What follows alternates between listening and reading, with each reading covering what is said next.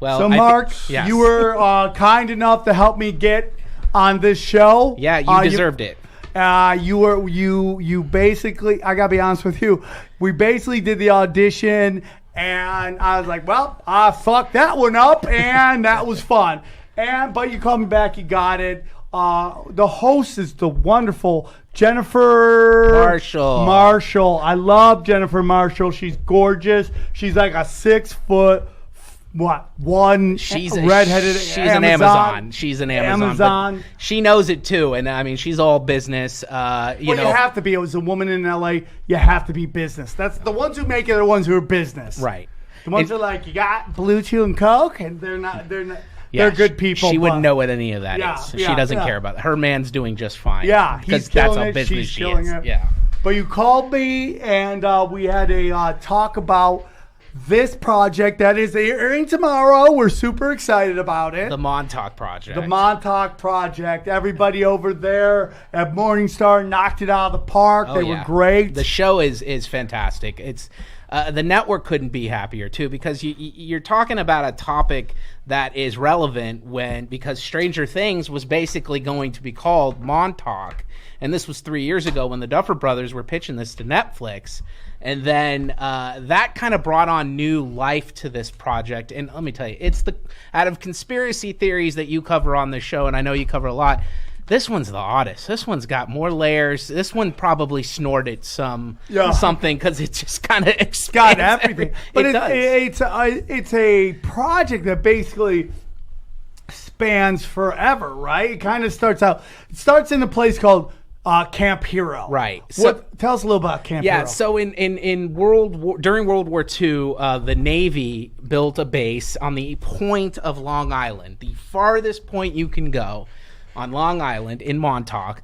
And they called it Camp Hero, and it was basically a sub-tracking base at the time because, the U-boats during the war were very prominent, and they were very terrified that they were going to come up that channel and go right up to Manhattan. So that was why it was developed.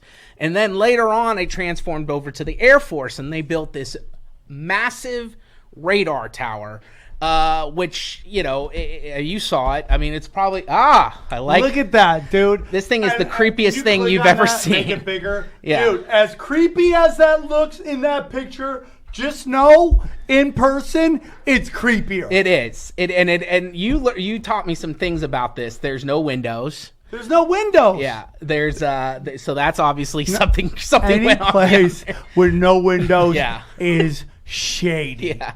It's so shady. So I want to get, before we get into Camp Hero, I know I jumped it. The thing that and you mentioned it was the Philadelphia project. Yeah, so the Montauk Project. So we talked about Camp Hero, and this is all fact. This all happened. The conspiracy part of this lies within the Philadelphia experiment. Kind of ties into the Montauk Project. And if you know briefly, this is why this thing has so many boners. Because if you know... so many boners. There's so many boners in conspiracy world here. But if you know briefly, the Philadelphia experiment was basically, there was this U.S. Navy cruiser called the USS Eldridge that was part of a degaussing experiment that happened in... Degaussing means... Degaussing means cloaking. Okay. That's another example of cloaking. Yeah. And so in 1943, they were trying to cloak boats, from submarines and things like that. And we knew the Germans were probably working on it. So there was some talk that Tesla was involved with coils, and von Neumann was involved. And von Neumann was basically the guy who created the bomb. When you get down, Einstein's the guy that created the theory. Yeah. Von Neumann put the things together. Is von Neumann the one that cried?